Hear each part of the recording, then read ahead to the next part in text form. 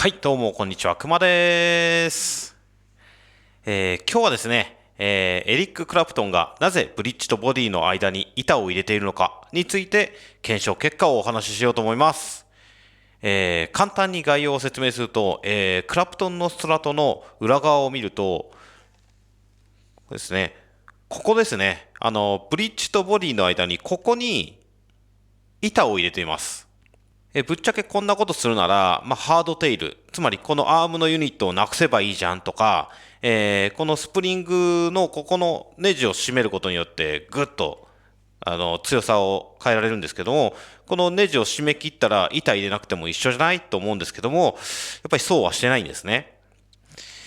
なので、今回ですね、板があるなし、さらにこのトレモのスプリング、これがあるなしで、音がどう変わるかっていうのを検証してみました。まず最初にですね、こんな感じで、板を作りました。ホームセンターに行って、良さそうな木を探して切ってもらいました。で、あとはですね、自分で削ってギターに合わせました。こういうふうにですね、木を削ったりして物を作るのは初めてなので、あまりちょっとうまくはいかなかったんですね。で、精度がちょっと悪いんですけども、一応形にはなりました。で、作ったのはですね、2つですね。最初に作った方がこっちなんですけど、しっかりは入るんですけど、厚さにちょっとムラがあって、入っても一部分がぴったりくっついてるって感じなんですよね。それを改良するために、こっちですね。こっちはですね、台形に削りました。ちょっとこっち側が薄くて、こっち側が厚いっていう感じで。で、こうすると入る面積は少ないんですけども、しっかりはめることができたんで、この2つを使って、検証してみました。で、板を入れた時と、入れない時、さらに板を入れて、トレモロスプリングがある時とない時で音を比べてみました。音を検証した動画はですね、この動画の最後の方にありますので、そちらの方を見てみてください。最初にですね、結論から言うと、やっぱり意味はありました。クラプトンのこの設定をするとどうなるかというと、より音に張りが出ます。とても微妙な差で、聞いてる人には分かりづらいと思うんですけども、弾き比べてみると確かに違いを感じます。まずですね、板のあるなしの音の違いなんですけど、ここですね、このネジ、ここを締め切っちゃえば、板なくても一緒じゃないと思ってたんですけども、やっぱりですね、この板をここに入れる、入れないで、